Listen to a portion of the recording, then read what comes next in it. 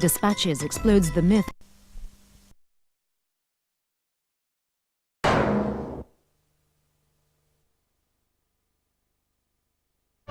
We may expect gardens to have borders, but those that tend them have no such limitations.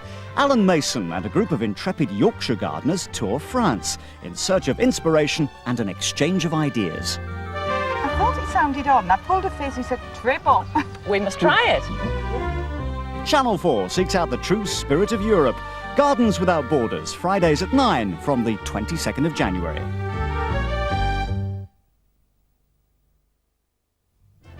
To an outsider, the world of professional boxing is a highly competitive business. But is there more to a boxing success story than sheer talent? Because we have been successful, then under those circumstances, we've had influence, obviously. Dispatches gets the gloves off to investigate who really controls British boxing. Tomorrow at 9 on Channel 4. In half an hour, For Love or Money looks at sunken treasure from Spanish galleon. First on 4, another look behind the scenes of King's College Hospital.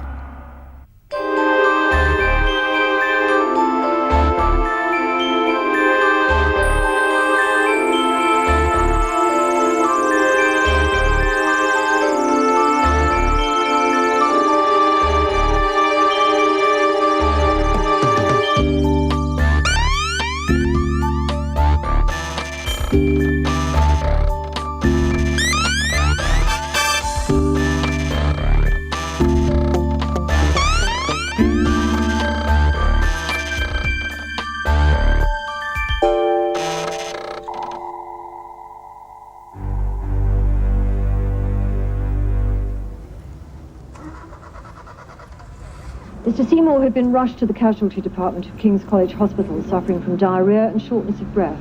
He was examined only once by a doctor. 13 hours later, he died on the same trolley, just 5 yards from the reception area. Casualty nurses at King's College Hospital in London's Denmark Hill watch a report that will haunt them on the February inquest on a man who died here. Their department was vilified. The coroner said he didn't want to make it a political forum, but somebody has to say something, and it may have to be him. It was an appalling and very worrying situation.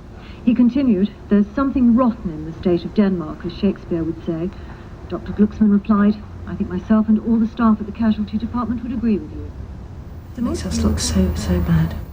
I think I was in the witness box for about 3/4 of an hour, wasn't I? Good 3/4 of an hour.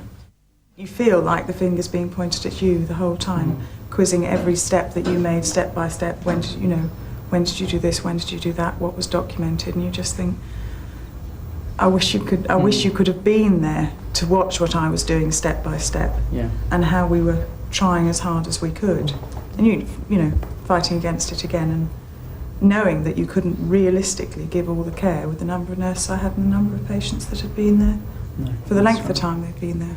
I think it was so hard because it was your shift, but it could have easily been any of our shifts.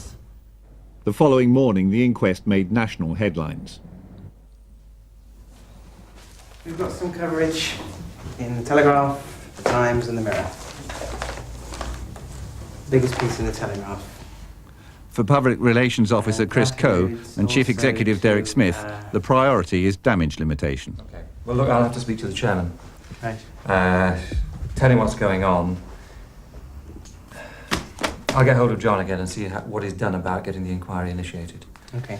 And we'll see where we go from there. Right. And clearly I'll be putting out a statement saying that we've initiated an internal inquiry. And listing who's on it. Yeah. Right. At this stage, there's nothing else we can do. Right. Except just to try to get the story straight. Okay, thanks. The coroner has expressed his concerns. They're the concerns that we've had for a very long time. We've been doing a lot of work to try to sort it out. They're very, very tough words that's been used about Kings. What do you make of them? I think they're pretty unfair words as well. I think the coroner has gone quite outside his responsibility to make those remarks, and certainly hasn't made any attempt to find out what has really been happening here. And it's not bravado. The criticisms come just as Smith has begun to shake up Kings, a shake-up designed to tackle the problems claimed to be at the root of the crisis. The first target, the managers. We start here on a very important process as far as King's Healthcare is concerned. Now, at the beginning of the year, King's 112 managers learned that Smith was bringing in outside experts to audit their performance. Now, in February, they've been summoned to a meeting explaining how the audit will work. All of you, in one way or another, will be involved in organisational audit, and you will find that during the year, the organisational audit will become a larger and larger component of your personal and management agenda. Departments will be given 3,000 standards and a deadline to comply with them. Then the outside experts will descend to see who's made it and who hasn't. Organisational audit is actually looking at how effectively we run our affairs. It sets down particular standards and identifies particular requirements which you ought to have if you were to be deemed ordinarily to be managing an effective and efficient operation. Person you may not know. David Fry from the King's Fund Institute, which drew up the standards, is here to deal with the inevitable queries. We have an example of a standard and how it might be assessed in November, December. Well, let's take something directly relevant to patients. If I can find, probably won't find that. If I can find the one, I just want to get the wording right to give you an idea. To give you an idea of how they're worded. Now, senior managers detect a note of scepticism, but as the meeting breaks up, they put a brave face on things. It's good to see quite a lot of senior consultants here. So that's important because if they're seen to be involved, everybody else will take a signal. Later, managers throughout the hospital go through the standards they're each supposed to meet. Yes. There's a restroom available for all staff. Yep. There is provision for a teaching seminar room. But it's very small. Yeah. Yeah, but it's there though, isn't it? It's small though. Okay. Surprisingly, perhaps, the standards present few worries for casualty manager Anne Cotter and head nurse John Pearce. Okay. Now, let's go to the next one. The following are present in the reception area. Access to public telephones. That's in the corridor. Yeah, so that's okay, isn't it? Designated waiting area. Yes or no? Yes? Oh, yes. I mean, there's a designated area, but it's corridor space and intrudes into the main trolley area, doesn't it? So, yes, but limited. Barbara Jebson, responsible for much maligned services like parking and telephones, is defensive.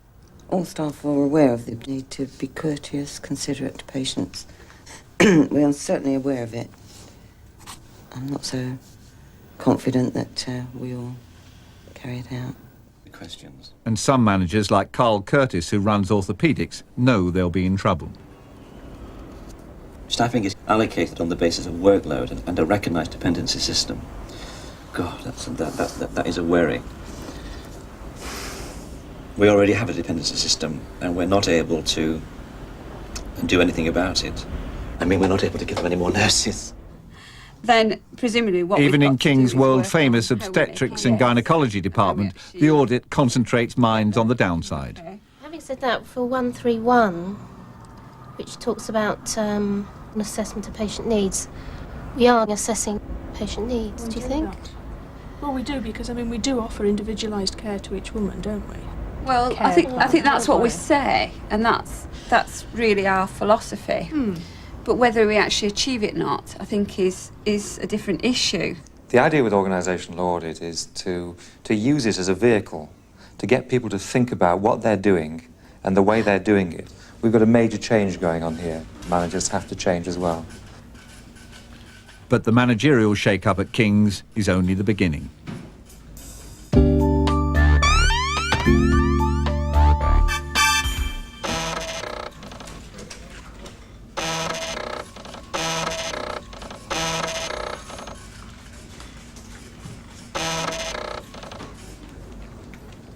To hit its savings target, King's is waging a war on waste with 105 separate saving proposals. But only 2 months in, some of these schemes are already in trouble. Beds for fragile patients. They're hoping to save money by using fewer beds, but they've had too many patients in need of them. So £50,000 of the expected savings may not materialise. Drugs for liver transplants. They plan to bring the price down by a bulk purchase, but so far they're getting nowhere. Another £30,000 is at risk. Cleaning. They'd hoped to save managers' jobs by devolving cleaners to individual wards where sisters would manage them. But the cleaners say they'd then be at everybody's beck and call. That's another £50,000. I think the domestic job is the hardest, nastiest job. I think the domestic job is the nastiest job because everything that's spilled, they call you this spilled, that spilled, everything. They just call you and say, well, you're a domestic, you must have to get on with it. So I think it's a nastiest job, really. Phones. They hope to save money by limiting private calls, but staff say it's proving almost impossible. So another £38,000 is at risk. It's all money, and it's all done at the wrong time of the day. Too many departments have got too many phones to dial out on. Porters. They plan to merge them with security men, but there's opposition. It's argued that both departments are understaffed as it is. So a further £25,000 may not materialise. Well, I've been called in 10 o'clock this morning, because they normally start at 3, because they're short, nobody's turned in, so I had to come in and do this. Why haven't people turned in? They're probably fed up with it. You can see what it's like in this place. How do you feel about the job? It's a job, isn't it? Someone's got to try, ain't they? Keep the place open. Try to keep the dirt down. It's early days, but of the £5.5 million they counted on, some £250,000 is already in jeopardy. But Smith, who plans to smarten the place up and then start really big improvements, is determined to find the money somehow. I think we'll save the £5 million. It is going to be a major effort, but I think that is such an operational necessity that I can't even contemplate our not doing it. So he intensifies the pressure on managers. If they can't find savings in one way, they must find another, which is where the outside management consultants come in, the men from HealthX. They've already given Smith the results of what they call a quick and dirty look at King's. They suggest staff reductions and contracting out services like the laundry. King's managers start following up these possibilities. They're now looking for more fundamental, long-term savings than the original £5.5 million. What is the current cost per piece in the laundry? It's now 15.2. What does that actually cover? Does that cover all the costs? I mean, does it cover things like the total energy expenditure? That covers every cost associated with laundering a piece of linen. It does not cover transportation. It does not cover the service to the wards. Right. That's just the cost of a piece of linen. Right.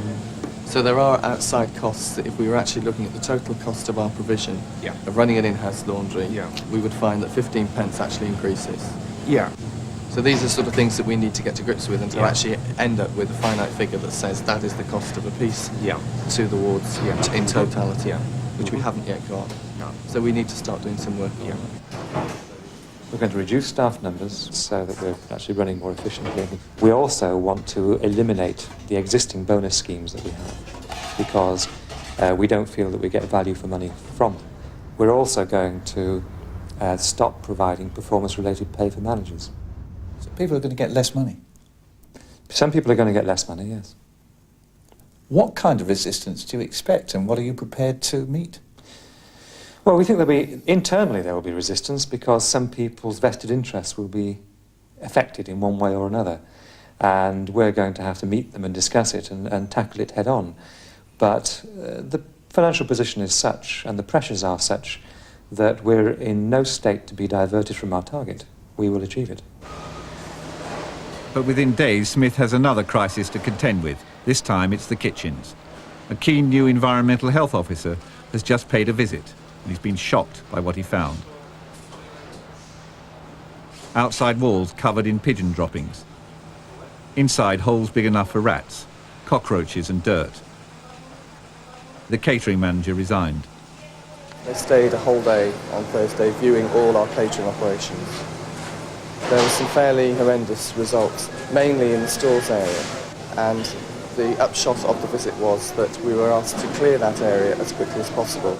We then spent 48 hours clearing the entire area into mobile refrigerators which were stored in the catering loading bay. Urgent remedial work began immediately, and outside contractors were brought in to manage the kitchens. They found some unusual items. We actually identified a box of pig's trotters that had been delivered with the meat and were being stored in our fridge that were actually not destined for the catering department. I think they were going to be dissected by medical students. And we identified that there was things like meat defrosting outside on rather odd-looking trolleys rather than actually in the fridge where it should have been defrosting. These trolleys are normally used for corpses? Well, they may have been, yes. I don't know whether that particular trolley ever had been used for that, but it was certainly of that type. They're used in the kitchen for meat? There were cockroaches running around the floor, and also another pest is birds. And there's a lot of roosting areas outside the main kitchen, and feathers and bits and pieces have floated into various food areas. More than £100,000 was spent on immediate improvements, and not a word of the problems leaked out. You've managed to keep the kitchen problems quiet, haven't you? Well, we haven't tried, but I think it's about time that somebody gave us a break. I would have to say that kitchen problems or not, we're putting them right pretty quickly. But nobody could keep wraps on what happened next. A second inquest on another death in Casualty. Good evening. A coroner has called for urgent action at a London hospital where a patient died after falling from a trolley while waiting for treatment. Southwark coroner... Casualty staff see their department attacked a second time within a month. The inquest heard how 74-year-old Jim Armfield was kept on a trolley for up to 10 hours as he waited for treatment following a fall at his home. No one could tell whether that fall or the one in hospital led to his death. King's management is now firmly in the dock. They have refused to acknowledge the fact that the warnings that were given to them a long time ago were serious warnings, that eventually people would die because they were laying in such appalling conditions. But I think the good news is that the coroner, Sir Montague Levine, has asked for the Secretary of State to set up an inquiry into the deaths in Casualty, both the deaths of Mr. Armfield and the death of Mr. Seymour. And in court, he asked for the CHC to give evidence at that inquiry, and we have a great deal to say. Smith can't ride this one out. He tells Clinical Director John Costello to ensure that nothing like it happens again. Like Smith, Costello believes that the real problem isn't here in Casualty, but elsewhere in the hospital, and that sorting it depends on the third part of the King's shake-up.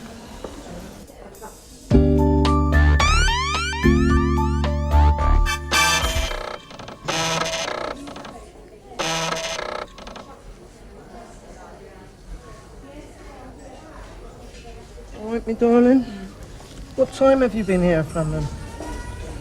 What time were you in?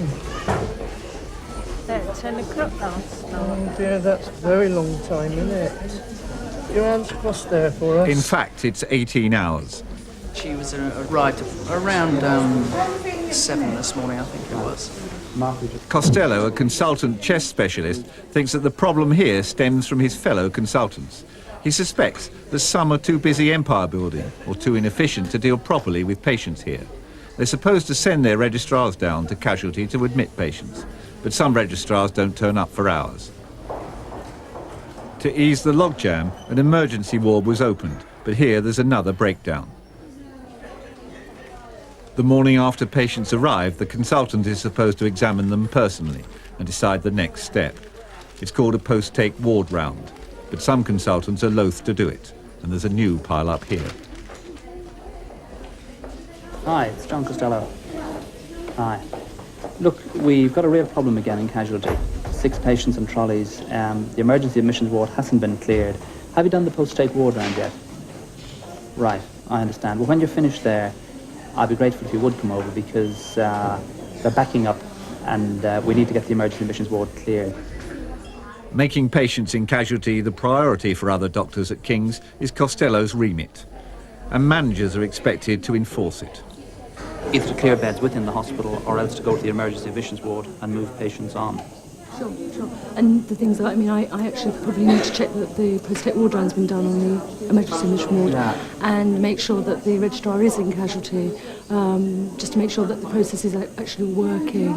But I agree. I think we need to do that on a daily basis, incidentally. I have now written to all consultants to say that when their registrar is on take for casualty, whether it's medicine or gynecology or whatever, that during that day, that the registrar should be freed up from all other duties, so they're ready to go down to casualty to get patients in as quickly as possible, to see patients as quickly as possible, and to get them through the system as quickly as possible. Let's move on. Do you all have this in dealing with the crisis, Costello and the task force he set up decide that it's time to take the gloves off. Let's just to reiterate what we have agreed already. Firstly, that the registrars who are on take are free for the whole day to visit A&E. That's agreed, and despite some protests from certain quarters, that will have to be implemented. So far, despite Costello's efforts, there's only been limited success in getting doctors responsible for admitting patients, the so-called on-call teams, to go to casualty more quickly. The last month, these are times from the time we referred the patient to the on-call team till the time they were seen by the on-call team. For T&O, the median time was 1 hour and a quarter. For healthcare of the elderly, the mean time was 1 hour and 40 minutes. For medicine, 2 hours. For gynecology, just over 2 hours. Pediatrics, 2.5 hours. Surgery, 3 hours.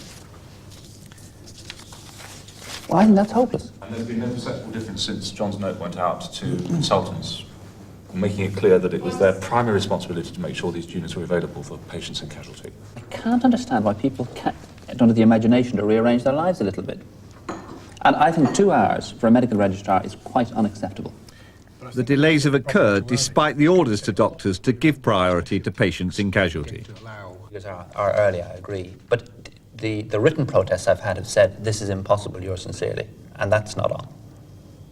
Because in a place with as many medical registrars in particular and people around the place, I think to say that it's impossible to arrange a day when a single registrar is available for casualty is not acceptable. But it's possible, John, but not yet. Not until we have a major rearrangement, including the rota. So it's too early to look at any change, I think. But I think it's very interesting.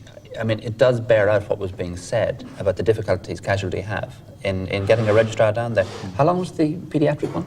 Pediatric 2? That was 2.5 hours. 2.5 hours. Yes, 2.5 hours. It's no wonder people are lying around in trolleys.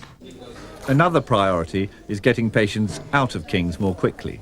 Costello's task force think many doctors keep patients in too long and block beds. You want some more? Drink. Some more? 30% of the beds, of the medical beds, are occupied by long-stay patients. The ones that, that if we didn't have in the acute beds would make room for the acute patients in casualty. Yeah, they're not all elderly. No, but... Most of them are. The man to make sense of the figures is hospital statistician Michael Fleming. Now, I don't know whether, Mike, there's any way that you can model the impact of this sort of approach. I think Fleming is being given a key role. As the man responsible for hospital data, he has access to figures that could be very embarrassing for some doctors. His statistics, collected in an office behind the hospital that some call the bunker, monitor consultants' performance. High average stay, a high readmission rate, unacceptably high numbers of mortalities, and that their staff were not discharging their patients uniformly through the week when they were ready to go home. Only when the consultant turned up? Yes. And there are consultants who can be identified in that way? Yes. And you have the information here? Yes. If the bad consultants improved and came up to average, what difference would it make, do you think, to the hospital? Oh, it would be enormous. It would be enormous.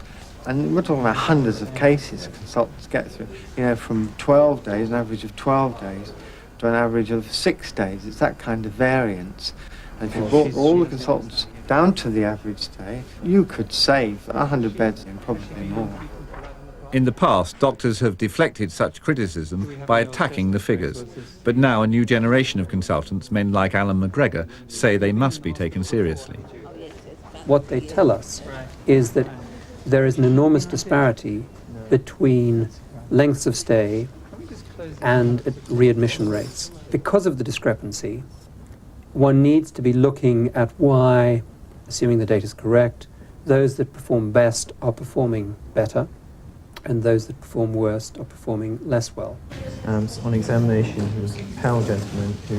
As the hospital grapples with the latest crisis in casualty, the attitude of rising stars like McGregor will be crucial. McGregor, a Labour Party supporter who dislikes private medicine, says the NHS can't afford inefficient or incompetent doctors. I think what's quite clear is that now that we can increasingly measure activity against individuals, it will become very difficult for individuals to disguise their workloads in a way that might have been possible several years ago.